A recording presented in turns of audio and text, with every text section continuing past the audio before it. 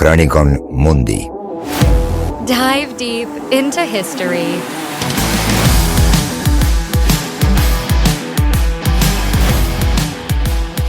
Okay, let's unpack this. We're launching something new here in the Deep Dive, a series we're calling What If? We're taking these huge game-changing questions from history and, well, instead of relying on just one historian's theory, we are running them through the gauntlet of modern computational analysis. And we're starting with what might be the ultimate hinge of the 20th century. Yeah. What if Germany won World War I? This deep dive is unique because our sources aren't historical documents themselves. Right. They're a sophisticated synthesis of reports generated by multiple leading AI models, the kind you see used for large-scale research. And we tasked all of them with answering two really crucial counterfactual questions. Okay, so first, how could Germany have plausibly, and I mean plausibly, achieved victory? We need specific, feasible points where history could have zigged instead of zagged. And second, and maybe more importantly, what would the world actually look like 15 years later, so around 1933, dominated by a triumphant German empire? So our mission here is to synthesize the points where these models all agree, and just as interestingly, where they disagree. We want to give you a reliable shortcut to understanding the most probable alternate history paths. Exactly. We're extracting the assigned probabilities of success, looking at the most significant potential world changes, and really trying to filter out the sensational stuff to focus only on what's plausible. And the initial finding is what makes this so fascinating, isn't it? The models didn't just speculate wildly. Not at all. They relied very heavily on documented, high-stakes historical plans. Specifically, the infamous September program from 1914, which, it detailed Germany's full war aim. The whole wish list. The whole wish list, yes. And they pinpointed these very precise historical turning points where just a small shift could have had massive consequences. And they all agree that victory, while a long shot, was strategically possible, but it hinged on two or three critical factors all converging perfectly. So let's start with the most dramatic route, which I think is also the least likely, the early knockout, the success of the Schlieffen Plan in 1914. Right, this was the original German doctrine. The idea was to deliver a swift defeat to France within 6 weeks, forcing a surrender before Russia could fully mobilize its massive army in the east. And crucially, before the entire conflict just bogged down into that grinding, demographically catastrophic trench warfare we all remember. And what's absolutely vital here for our understanding is that the analytical models didn't just say, they had to move faster. They identified specific, avoidable historical mistakes that, if they'd been corrected, could have delivered that knockout blow. And the biggest failure, according to the logistical models, it wasn't even tactical, was it? It was purely administrative. Exactly. Logistical perfection was completely non-negotiable. One cluster of analyses really stressed the historical logistical collapse that slowed that initial German advance in August and September 1914. I mean, the Schlieffen Plan was just breathtakingly ambitious. A rapid, continuous push, sweeping maneuvers designed to envelop Paris from the north. But supporting an army of nearly 1 million men, well, that required approximately 300 tons of supplies daily per Army Corps. 300 tons a day. Per corps. And that includes immense amounts of food, ammunition, and, feed for the estimated 12,000 horses attached to each of those corps. That's just an astonishing amount of material to move without modern mechanized transport. It is. The historical reality was that the German supply chain relied almost entirely on these vulnerable single-track rail lines near the front, and then horse-drawn transport for that last 20 miles. The final leg. The final leg. And the advance actually outpaced the repair of the railways. So the troops literally outran their supplies. They arrived at the Battle of the Marne, exhausted, hungry, and short of ammunition. The sources all concur. Avoiding that precise logistical failure was the #1 requirement for an early win. So the famous military failure at the Marne wasn't due to some sort of Allied brilliance, but basically German strategic constipation. In large part, yes. But it was compounded by some key strategic errors committed by the commander, General Helmuth von Moltke the Younger. The second requirement, noted consistently across all the models, was avoiding the diversion of crucial divisions. We talk about this a lot in military history, but what was the real magnitude of that error? Moltke was driven by these alarmist reports about Russia mobilizing much faster than expected in the east. So he withdrew critical divisions from the decisive right flank. And that right flank was the whole point. It was the hammer blow intended to sweep around Paris, Weakening it meant the entire movement became too shallow. The German forces lost the numerical superiority they needed right at the point of decision. Which allowed the French to pivot and counterattack, famously using Paris taxis to rush reinforcements to the front. Exactly. So avoiding that sacrificial maneuver, keeping those forces laser-focused on the Western Front, was strategically paramount. And finally, there was a necessary but, I guess, geographically controversial change to the invasion route itself. That's right. One of the models specifically analyzed the geographic constraints imposed by Moltke's decision to respect the neutrality of Holland or the Netherlands. The sources argue the invasion needed to be wider. It meant Germany had to violate Dutch neutrality as well as Belgian neutrality. And why was that so necessary? Was it just about having more room to maneuver? It was about strategic depth and, more importantly, speed. Invading through that narrow corridor of Belgium alone created a massive bottleneck. I see. By using the broader lowlands of Holland, the German flank could have advanced much faster. It could have circumvented Allied strongpoints more easily and established better lines of communication. That would have ensured the force remained cohesive enough to truly envelop the French and British armies before they could consolidate their defenses. So Moltke's modification to the original Schlieffen Plan, which was made partly for political reasons, was seen by these models as a critical, fatal mistake. It killed the speed that the plan depended on. So if we combine logistical perfection, no diversion of troops, and the invasion of Holland, what is the AI consensus on the plausibility of this perfect storm actually happening? Medium-low. The models all agree it just required too many perfect convergences. You needed German speed, British indecision about entering the war, and Russian slowness, all at the same time. It was a very high-risk gamble. But one model did offer a truly memorable detail to underscore the significance. It did. It noted that had this early victory succeeded, it would have saved approximately 12 million lives that were lost in the subsequent 4 years of devastating trench warfare. 12 million. The entire demography, psychology, and the subsequent politics of Europe would have been completely altered simply by avoiding 4 years of attrition. Okay, so that brings us to the late victory scenario, the race against America between 1917 and 1918. And here's where the consensus shifts dramatically, because the models mostly agree that this later victory forcing an armistice or a negotiated peace before the mass arrival of decisive American forces was, ironically, the most plausible path to victory. So it accepts the reality of the long, grinding war, but demands a decisive win before the United States could fully swing the balance of power. And this hinges on one monumental point of divergence: maintaining U.S. neutrality. We are talking about preventing the U.S. from entering the war in April 1917. The historical arrival of 2 million fresh American troops by mid-1918 was an industrial and human tide that the exhausted Central Powers just could not overcome. So the entire strategy rests on diplomatic and naval restraint in 1917. It does. And you have to tell me about the internal political struggle in Germany over this, because the U-boat policy was incredibly controversial within the German government itself. It was a huge internal conflict. You had the civilian government led by Chancellor Bethmann Hollweg on one side and the hardline military leaders Hindenburg and Ludendorff on the other. And the military promised that unrestricted U-boat warfare sinking all ships, including neutral and passenger vessels, heading for Britain, would starve the UK out of the war in 6 months. So the models that analyze this moment, which we can call the strategic restraint models, they stress that Germany had to resist that pressure from the naval command. They had to maintain the pledge they made after the sinking of the Lusitania in 1915. No attacks on unescorted civilian ships. So avoiding that unrestricted campaign means Britain doesn't have the moral or political leverage to convince an isolationist American public that intervention is necessary. Precisely. The civilian models stress that naval restraint was the key to maintaining that isolationist sentiment in Congress and among the public.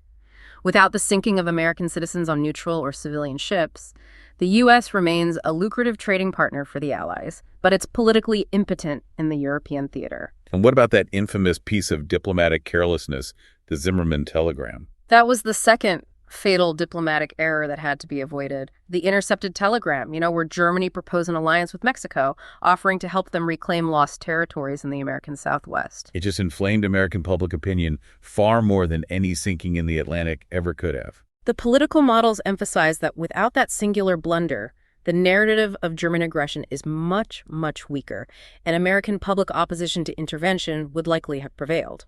So, assuming U.S. neutrality is maintained, how does Germany then achieve victory in Europe? It all falls back on that massive spring offensive, the Kaiser in 1918. Yes. The tactical models agree that historically this offensive achieved spectacular tactical breakthroughs.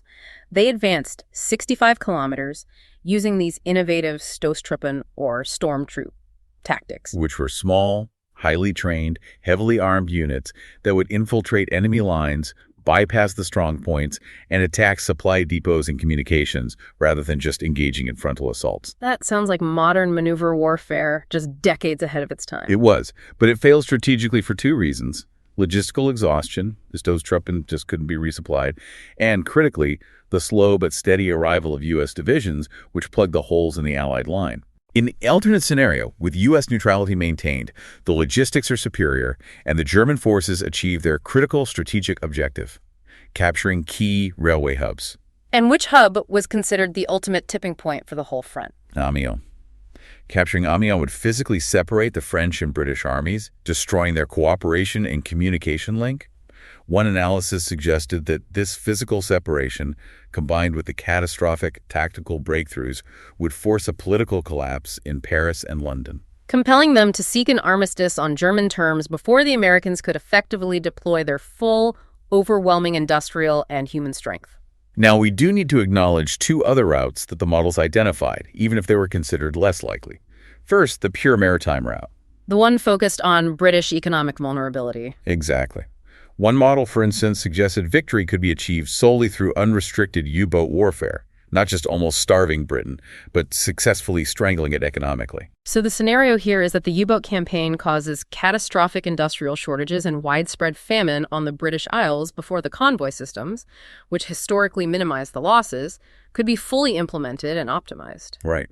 It prioritizes forcing a British political collapse over a French military defeat, a victory by starvation and economic ruin. Precisely. The other path, which the models called paz negociada, or negotiated peace, was an intermediate step.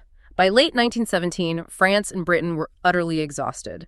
The French army had suffered mass mutinies, morale was shattered. And Germany, having secured that immensely favorable peace with Russia, the Treaty of Brest-Litovsk, could transfer dozens of divisions to the west. So the idea is that Germany uses this concentrated force to push the exhausted Western allies to the bargaining table for a favorable, though not total, peace settlement between 1917 and 1918. They gain control of Belgium and key industrial zones and end the war without a final, costly military offensive. That seems like a politically safer option, but maybe yields fewer long-term gains. It mitigates the risk of a final, costly offensive, for sure, but the resulting peace would be less permanent. The models noted that this negotiated peace would still leave France and Britain capable of immediate industrial recovery and, of course, revanchism. Which leads us directly into the consequences of what this victorious German peace would actually look like. So let's assume the late victory path, the most plausible one, succeeds. Germany dictates the terms of peace, which the AI models agree are based almost entirely on the documented maximalist war aims laid out in the September Program of 1914. And we should view this document as the blueprint for the Peace of Potsdam. It's a complete inversion of the historical Treaty of Versailles. This peace is not about compromise or future coexistence. No. It is designed for permanent strategic superiority and German hegemony. The treatment of the defeated powers is far more punitive and strategically focused than the historical reparations imposed on Germany. The central aim is to ensure that no continental coalition can ever again challenge the German Reich. So let's start with France. The sources describe their fate as that of the humiliated subordinate. A peace designed not just to wound, but to permanently cripple their status as a major power. The territorial amputation is severe and strategic. Of course, the confirmed loss of Alsace-Lorraine was expected, but crucially, the annexation of the Longwy-Bray Basin. This region, right near the German border, contained the majority of France's iron ore reserves. Why is that detail so critical? It sounds like just another land acquisition. It's the industrial coup of the 20th century. Several models stress that by annexing Longwy-Bray, Germany not only secures a stable raw material supply for its own heavy industry. Krupp, Thyssen, the entire Ruhr industrial complex. But it permanently cripples France's capacity to rebuild its armaments industry. Exactly. Imagine if the United States lost all of Silicon Valley, or if a major oil producer lost its key oil fields. That is the equivalent strategic disaster for French heavy industry and their war potential. That just eliminates France as a military threat for the foreseeable future. What about their political status? Vassalization, permanent economic dependency. The sources consistently mention the demilitarization of northern France and, critically, the Channel Coast ports like Dunkirk and Boulogne-sur-Mer. Germany demands rights of use for the Imperial Navy in these ports. So they're placing German military and naval forces in a permanent forward position of threat over southern England, challenging the Royal Navy's supremacy in the North Sea. And then there's the financial extraction, the complete inversion of Versailles. Massive indemnities are imposed. The models highlight that Germany imposes reparations on France calculated to cover the entirety of Germany's war debt, including veterans' pensions and reconstruction costs. And this isn't theoretical debt. It's extracted immediately through physical occupation of industrial centers and the forced transfer of gold reserves and financial assets. France is financially destroyed. It serves as a warning to anyone who might oppose Berlin. Okay, so next, what happens to Belgium and Luxembourg? Belgium ceases to exist as a sovereign, independent state. In the German maximalist view, Belgian neutrality was a sham that enabled British intervention. So the sources detail the German plan to restructure the state and exploit its internal tensions, what they called Flammenpolitik. We need to unpack that term, Flammenpolitik. How does Germany manipulate that divide? It's a classic divide and conquer strategy. Yeah. Germany manipulates the linguistic and cultural divide between the Dutch-speaking Flemings and the French-speaking Walloons. Right. Flanders, seen as culturally closer to Germany, becomes a semi-autonomous protectorate. Wallonia, the industrial heartland with all that coal and steel, is subjected to strict military occupation to ensure the flow of those resources directly to the German core. And the key port of Antwerp falls under direct German administration, giving Berlin another crucial North Sea outlet. And Luxembourg, according to the models, is just annexed directly as a federal state of the German Reich, completing that territorial buffer in the west. And finally, the UK, the retreat of the empire. Britain avoids invasion, but suffers a monumental, unprecedented strategic defeat. German victory in Europe means Britain's traditional strategy of maintaining a continental balance of power is just obsolete. They'd be forced into extreme isolationism. Adopting a closed system of imperial preference, a sort of economic fortress focused entirely on consolidating its remaining dominions. Canada, India, Australasia. They're massively indebted to the U.S., but they lack the German reparations that historically fueled their post-war economy. Their influence in Europe just vanishes overnight. So having permanently neutralized the Western powers and secured their industrial base, Germany shifts focus to its grand economic and political project in the East. Middle Europa. This massive bloc stretching from the North Sea to the Black Sea is the engine of the new German century. Middle Europa is the strategic solution to Germany's greatest vulnerability. The models universally agree this economic union, centered on Berlin, ensures strategic autarky, total self-sufficiency. By controlling the heavy industrial core in the West and integrating the vast agricultural belt of Ukraine, Poland, and Hungary, Germany permanently solves its historical vulnerability to a British naval blockade. They're self-sufficient in food, raw materials, and industrial capacity. And the economic consequence, the Reichsmark challenges the pound sterling. Absolutely. The Reichsmark, backed by this immense self-sufficient industrial and resource capacity, displaces the pound and challenges the U.S. dollar as the dominant global reserve currency. And one model added a crucial detail about the economic policy within this bloc. It did. While the German core flourishes, peripheral industrial development in the eastern client states is actively suppressed. Why suppress development? Wouldn't a wealthier client be a better ally? Not in the German hegemonic view. These territories, Poland, Ukraine, are maintained as captive markets for German manufactured goods and as perpetually cheap suppliers of raw materials and food. It establishes an internal colonial relationship within Europe, ensuring the economic dominance of Berlin is never threatened by competition from its own vassals. And these eastern territories become permanent client states. The Randstaaten, using the model from the real-world Treaty of Brest-Litovsk, which historically stripped Russia of immense territory. Precisely. Poland, the Baltics, and Ukraine are established as client states or protectorates, often governed by German princes from the Hohenzollern dynasty, or local conservative elites loyal to Berlin. They function as a sanitary cordon, a physical buffer against a fractured Russian state. And crucially, the sources confirm that official German plans included the direct annexation of a frontier strip of Polish territory right next to the Prussian border. And this came coupled with the intent of ethnic cleansing and replacement by German settlers to further secure the Reich. Let's discuss the fate of their allies who avoided historical collapse. Austria-Hungary and the Ottomans. The survival of the Austro-Hungarian Empire is a key divergence. Without the military defeat and subsequent political collapse of 1918, the empire survives. However, the models stress that it's fundamentally subordinate to Germany. So Emperor Karl I, realizing the necessity of reform, might implement a federal structure, the United States of Greater Austria, to appease the ethnic groups. But Vienna would remain economically and militarily dependent on Berlin's industrial might. It survives, but as Germany's junior partner. And the Ottomans avoid their historical fate, the partition of their Middle Eastern empire. They do. The Sykes-Picot Agreement is never implemented. The models emphasize they consolidate control over Anatolia and the Levant, and the key factor here is oil. Right. The possession of the Mosul and Baghdad oil fields, developed rapidly with German capital and technology and connected to Europe via the Berlin-Baghdad Railway, makes the Ottoman Empire a significant energy-rich power and a crucial ally in the German bloc, controlling the entry point to Asia. We have to move south now to the final piece of the German jigsaw puzzle, the realization of their ultimate colonial dream, Middle Africa. This was a massive undertaking, confirmed by multiple models. Germany forces the defeated powers, France, Belgium, and Portugal, to cede vast swaths of territory, linking its existing colonies in Southwest and East Africa. This creates Middle Africa, a continuous Central African empire stretching from the Atlantic to the Indian Ocean. And this isn't just about prestige. What was the primary strategic value that necessitated such a demand? It solved the raw material problem on a global scale.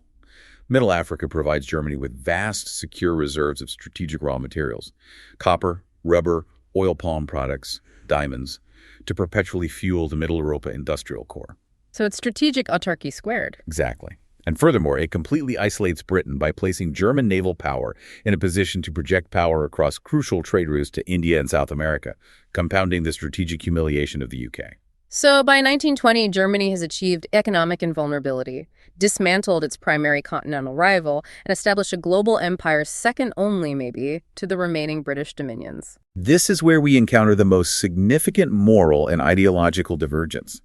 The AI models are unanimous that the defining tragedy of our historical timeline, the rise of European totalitarianism, is fundamentally mitigated by the German victory. That's the core conclusion, isn't it? The most profound consensus is the absence of Nazism.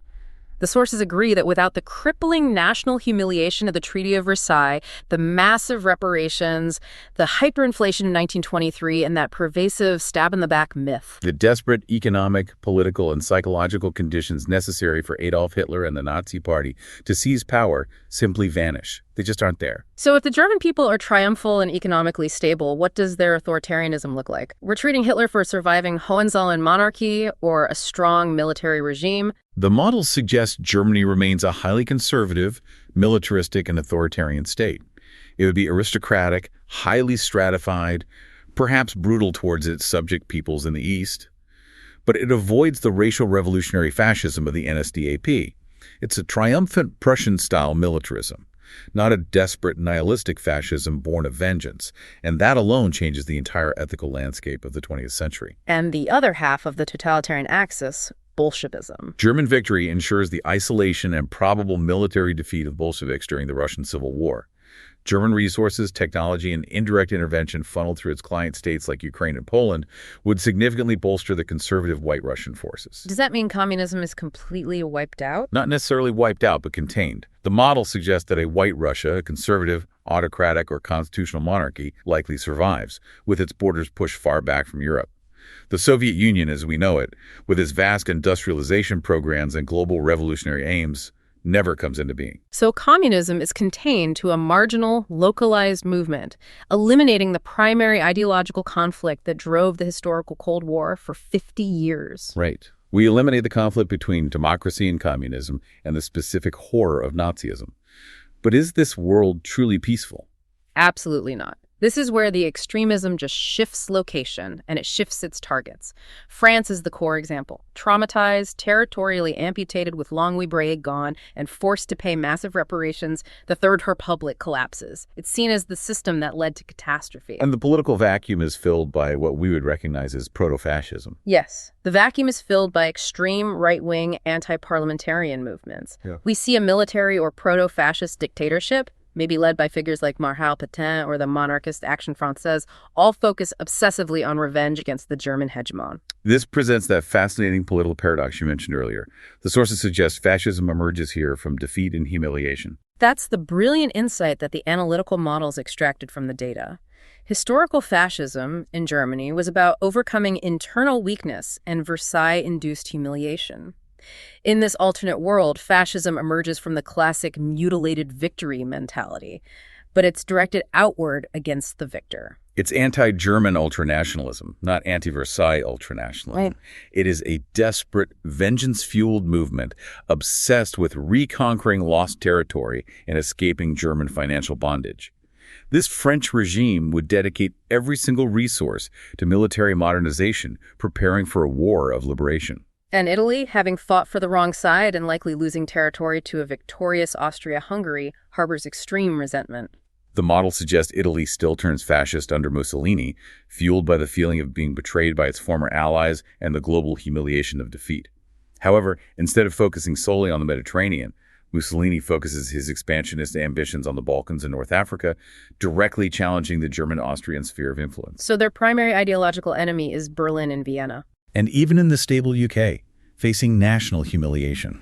Parliamentary tradition is likely too entrenched to collapse entirely, but the rise of extremism is inevitable.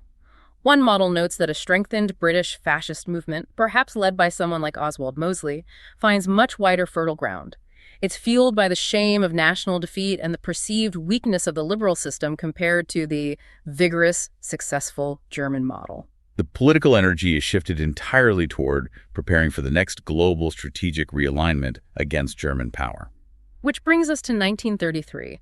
15 years after the German victory, what is the realized status of this German hegemony?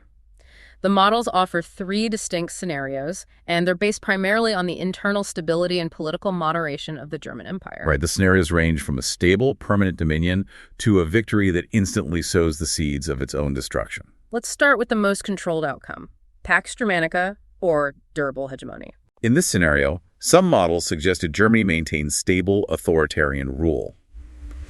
The Hohenzollern monarchy survives, or it evolves into a highly conservative, militaristic constitutional monarchy, and it effectively manages internal dissent.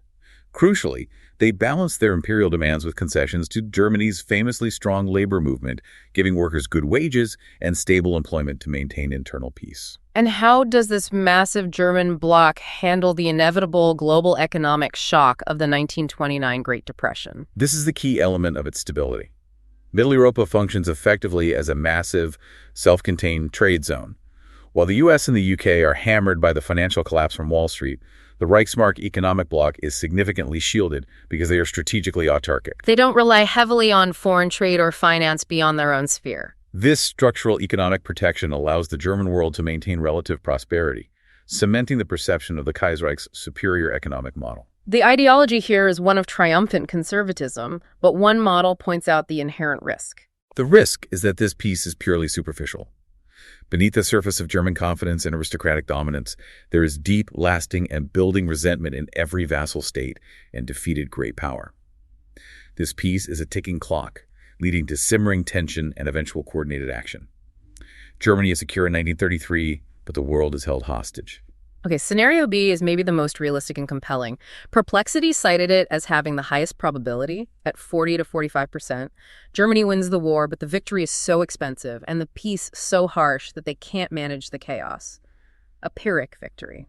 In this outcome, Germany is fatally overextended. That model details that just sustaining the victory is far too costly. They face permanent, expensive military occupations in Poland, Ukraine, and the Baltics, where nationalist resistance is endemic and supported by a fractured but surviving Russian state. The cost of maintaining control just drains the German treasury and consumes massive amounts of manpower. So the victory itself becomes this chronic internal wound. Exactly. And furthermore, the structural issues of the Habsburg Empire aren't solved by German victory, they're just delayed. Austria-Hungary, despite surviving 1918, collapses later, maybe around 1925, triggering a regional catastrophe that forces massive German military and economic intervention to manage the resulting ethnic and political chaos in Central Europe. This sounds like a recipe for a rapid power reversal. It results in chronic regional wars and insurrections, a Polish-German war, Baltic conflicts, interventions in the Balkans, all draining German resources and necessitating hypermilitarization just to keep the vassal states in line. And this strategic exhaustion leads to immediate global realignment. France, Italy, and a non-communist White Russia form a revanchist coalition by the early 1930s. They see German weakness and prepare for a massive war of liberation against the hemorrhaging German core. This sets the clock for a Second World War much, much sooner. Finally, Scenario C is the most moderate. It's based on the idea that political pragmatism triumphs over military maximalism, multipolarity, and negotiation. This scenario requires the premise that moderate German leaders, maybe the civilian government, prevail over the military command. They enforce a much more lenient peace than the September program dictated. They avoid the massive wealth-destroying reparations and allow defeated powers to retain more sovereignty and territory. Perhaps only annexing Alsace-Lorraine and a portion of Belgium. Exactly. So what's the political fallout if Germany's more lenient? The model suggests Germany democratizes gradually, becoming a powerful constitutional monarchy, similar to the British or later Dutch models. They trade territory and indemnity demands for long-term political acceptance. And crucially, extremism is marginal in the defeated countries because that profound national humiliation, the loss of the industrial heartland, the massive debt is avoided. It renews a semblance of the old concert of Europe. It does. The major powers, Germany, UK, France, Russia, achieve a tenuous balance sustained by strong social democracy and pragmatic conservatism. There is competition, but the overwhelming structural instability that guarantees a Second World War is mitigated. This looks like the most stable path, but at what cost globally? The trade-off is slower decolonization. Since the European powers are not weakened enough by the war or subsequent reparations, even the defeated ones are not financially destroyed, they retain the capacity and the will to hold on to their empires much longer. So this scenario offers the highest chance of long-term global peace, but at the expense of accelerated self-determination for colonial territories. Okay, so regardless of whether we end up in durable hegemony or chronic instability, the world by 1933 is defined by this new German sphere of influence. Let's look outside that sphere, starting with America, which is completely retreating into itself. The sources all agree on a fortress of isolationism. The U.S. is utterly disillusioned. President Woodrow Wilson's interventionist idealism is totally discredited because his intervention happened and the Allies still lost. The public sentiment becomes absolute. Europe cannot be saved by intervention. Right. The U.S. rejects international leadership, and any idea of a League of Nations dies before it can truly gain traction. And they turn inward politically and economically in a much more aggressive way than historically. Absolutely. Politically, they withdraw completely from European affairs.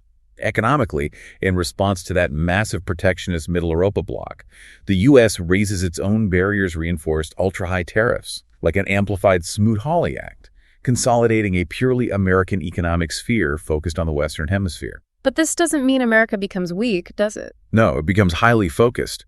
One model notes that, seeing the long-term threat from German and Japanese expansionism, the U.S. approves laws for massive naval expansion, a decisive two-ocean Navy Act, much earlier in the 1920s. So they build a fleet designed not for European intervention, but to secure the Pacific and the Atlantic against any future German or Japanese incursion. They're anticipating a geopolitical military competition rather than an ideological one. This brings us to the most frequently cited origin of the next Great War. Asia, pitting the new German global empire against Japan, which was the strategic opportunist of the Great War. Japan, having seized German colonies in Asia, the Marianas, Carolinas, Tsingtao, and China, early in the historical war, solidifies its position as the unhindered hegemon of Asia. The models stress that the European powers, preoccupied with the continental struggle and the subsequent German peace, left a massive power vacuum in the Pacific that Japan eagerly filled. So the conflict then becomes absolutely inevitable because Germany, now a world power with a global reach and an immense navy, demands the return of its former concessions in China and the Pacific. It's a classic imperial collision. The models conclude that this leads to an unavoidable geopolitical rivalry and a collision course with Tokyo over control of Asia, Central, and China by the 1930s. Japan is the immediate spoiler to the German world order. Germany needs raw materials and trade routes in Asia. Japan views Asia as its exclusive sphere. The confrontation is purely strategic. The sources, therefore, project that a possible German-Japanese war, 1935-1945, replaces the historical Second World War in Europe. The next global conflagration is an imperial conflict in the Pacific and Asia, Fought by a massive U.S. Navy, a confident German Navy, and the entrenched Japanese Empire. This is a stunning reframing of the century, demonstrating how eliminating one major war, the War of Versailles revanchism, merely shifts the point of pressure to the next logical geopolitical fault line, imperial rivalry. So how does the German century affect global innovation and society by 1933? Does the focus on militarism stifle non-military science? German technology leads globally, precisely because the state is victorious and militarized.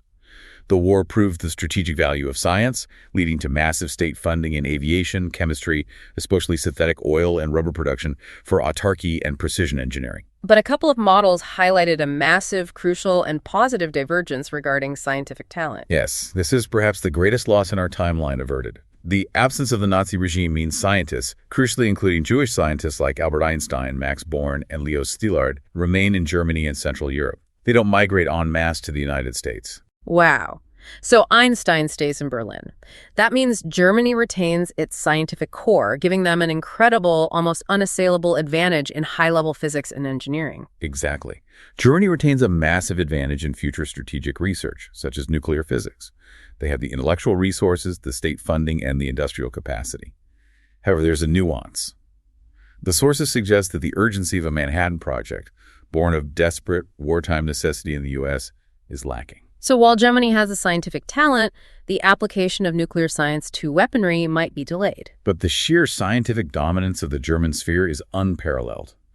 Globally, the models note the world fractures permanently into competing protectionist economic spheres, the Reichsmark, the pound, and the dollar blocks, intensifying global trade rivalries and increasing the likelihood of future economic conflict. This has been an incredibly detailed journey through the mechanics of a German victory. After synthesizing the analyses of 6 different computational models, we see exactly how the 20th century could have been reconfigured. So what is the ultimate finding? Have we just traded one tragedy for a different, potentially equally destructive tragedy? That is the core conclusion and the final irony of this counterfactual. A German victory in WWI, while eliminating the specific racial revolutionary horrors of Nazism and the massive ideological struggle of the Cold War, would not have ushered in an era of peace. No. Instead, it replaced one form of global instability, the post-Versailles resentment that drove Hitler, with another, the instability caused by enforced German hegemony, the massive revanchism from mutilated powers like France and Italy, and the inevitable imperial rivalry with Japan in the Pacific. So the seeds of a Second World War are still deeply sown in 1933. They're just planted in different soil. Absolutely. The models conclude that a Second World War is likely, but between different alignments. Either the German bloc versus the revanchist coalition of France, Russia, and Italy, or the inevitable titanic collision between Germany and Japan over Asia. The tragedy of the 20th century is merely reconfigured. It shifts from a European ideological conflict to a global imperial and strategic conflict. So the German victory just purchases a few years of peace at the cost of global resentment, guaranteeing the next war will be fought between great powers seeking to dismantle the global Reich. And we've seen in meticulous detail how a single diplomatic or strategic error, whether it was the timing of the U-boat warfare, the decision to respect Dutch neutrality, or sending an ill-conceived telegram, could have entirely reshaped the 20th century. It could have created a German century dominated by Prussian militarism instead of American liberalism. And this raises an important question for you, the listener, as you look at the complexities of today's world.